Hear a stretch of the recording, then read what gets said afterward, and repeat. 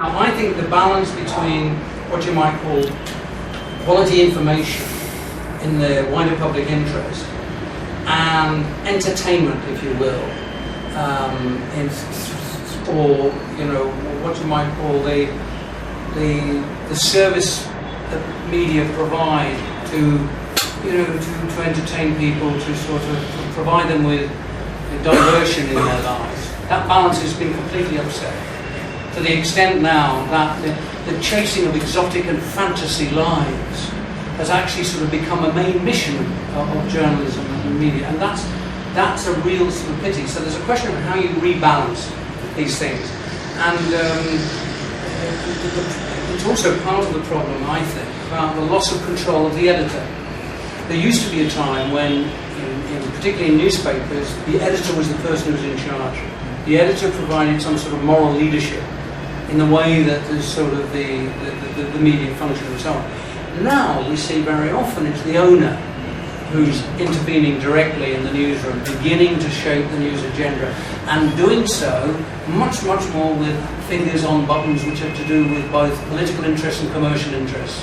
How can we stop that? Sorry? How can we stop that? The way that you the way that you stop that is that you have internal structures. You have internal structures which actually allow for proper debate about what's happening inside your media organisation. You create internal boards where you talk about, how the company's doing, how it's managing, how it's performing. How you have roles of good governance, which actually mean you avoid conflicts of interest. You make sure on the board of directors you don't have people sitting on the board of directors of a media company, which is a news organisation, who have got strong vested political and commercial interests. Or if you do, you declare it, you make it open, because you make it transparent, and so on. So you have rules of internal governance which allow for debate and discussion. You create protective walls so that the editorial department doesn't become the instrument of either the commercial department or the politically motivated board. And that's how you do it. And very often, it's very tough. But the moment you start the discussion, you're halfway there. If you don't have the discussion about these problems, then you have difficulty. But in many places, it's very difficult because journalists who raise these issues are invited to leave. Because if you don't like it, you try and get a job next door.